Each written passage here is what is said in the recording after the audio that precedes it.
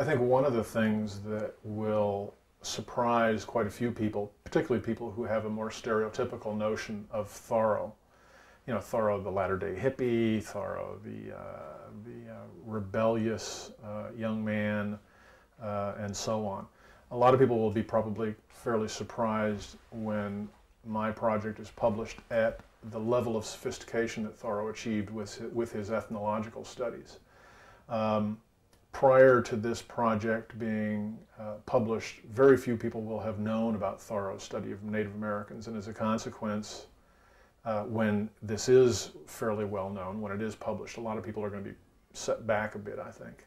And what they're going to find is that Thoreau was not preeminent, I would say, among the ethnologists of his time. I think there are people like Schoolcraft and some others who had much greater breadth and depth than Thoreau did as an ethnologist, but he was very sophisticated, if not the preeminent, certainly among the top 10, I would say.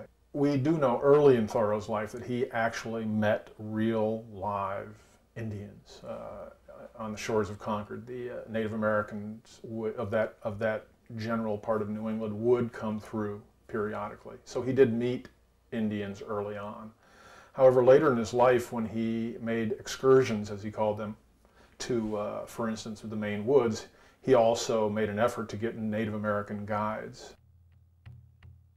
I narrowly watched his motions and listened attentively to his observations, for we had employed an Indian mainly that I might have an opportunity to study his ways. Thoreau on Joe Polis, First Indian Guide, Chesuncook, the Maine Woods. He made 3 trips to the Maine Woods, and on his 3rd and final trip, he met a gentleman named Joseph Polis, who was a member of the Penobscot tribe, was fairly prominent in the Penobscot. He was kind of like a leader of the Penobscot tribe. Thoreau hired him to be the guide. They went into the woods for a period of time, quite a long period of time, and Thoreau got to know him very well.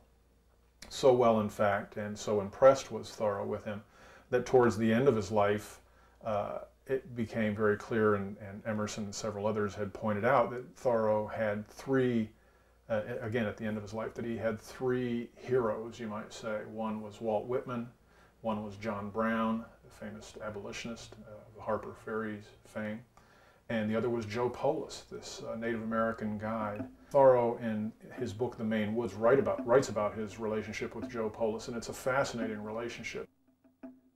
He was stoutly built, perhaps a little above the middle height, with a broad face and, as others said, perfect Indian features and complexion. His house was a 2-story white one, with blinds, the best looking that I noticed there, as good as an average one on a New England village street. He was one of the aristocracy. It appeared that he had represented his tribe at Augusta and also once at Washington, where he had met some Western chiefs. Also, he had called on Daniel Webster in Boston. On Joseph Polis, the Allagash and East Branch, the Maine Woods. One of the interesting things is to speculate about why Thoreau found Joe Polis. You know, what was it about Joe Polis that Thoreau found so fascinating, so intriguing, that put him in his, not even pantheon, it's just the top 3 people in his life. These are the big heroes. What was it that caused Thoreau to like Joe Polis so much? I think it was that Joe Polis embodied a kind of a synthesis of Native American cultures and white culture, that Joe Polis was able to succeed and flourish in the white community. He was able to be a leader not only in the Native American community, but also in its interactions between the Native Americans and the white community. But also was able to go out into the woods and behave, you might say, as a Native American very successfully, could keep himself alive in the woods and even comfortable in the woods. And Thoreau was very impressed by that. My companion and I had each a large knapsack as full as it would hold, and we had 2 large India rubber bags which held our provisions and utensils. As for the Indian, all the baggage he had, besides his axe and gun, was a blanket, which he brought loose in his hand. However, he had laid in a store of tobacco and a new pipe for the excursion. On Joseph Polis' baggage, the Allagash and East Branch, the Maine Woods.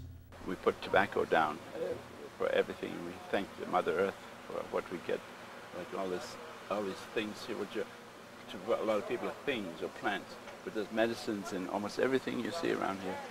And this is how the Creator took care of us and took care of our people and showed us how to live and not to have to be in want of anything. And we didn't. We were never in want of anything because the medicines were there to heal us, the animals were there to feed us and clothe us, the trees there were there to shelter us. And that's how our people lived for thousands of years.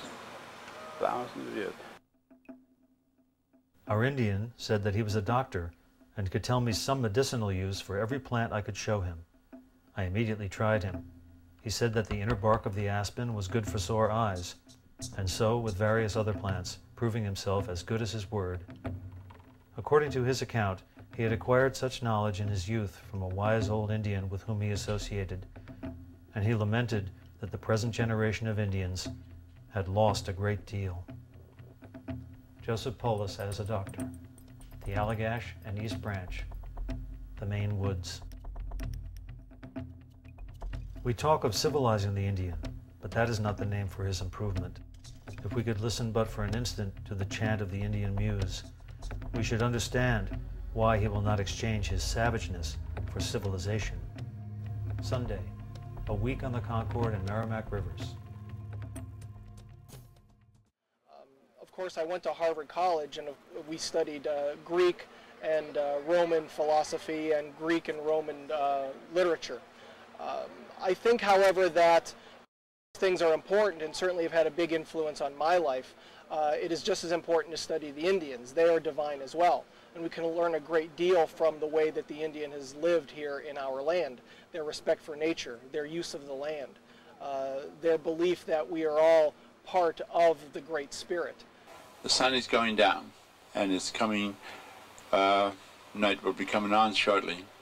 But in the Indian way, in the Indian thought that I have, is the sun, which I consider the son of the Creator, the Son of God, the very first Son of God was created, and He let there be light, and there was light.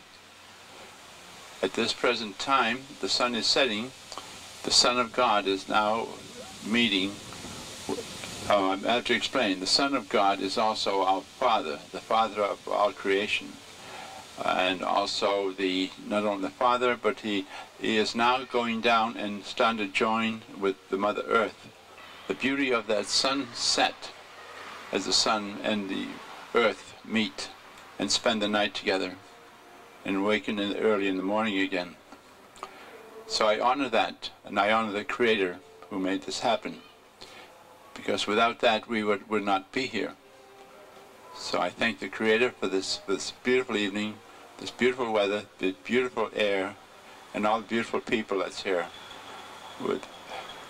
And I give thanks to the Creator. I say, Wuli Wani Gichiniwes, the Creator of all life. Wuli Wani is thank you. Gichiniwes is the Creator. So when I say Wuli Wani, that is thank you, Creator. So I say Wuli Wani Gichiniwes for this beauty that the earth, that the Father, Son, and the Mother Earth is showing us this evening. That is not only its beauty, but that's the love. That they're shown in the love of the two entities, of the Father and the Mother, as they join together for the night. And in the morning, they will arise again and they will part. And they will again show the beauty of their love for all life on this earth and in this universe. That the Great Spirit created the world for our use, but also for us to live in harmony with the world around us.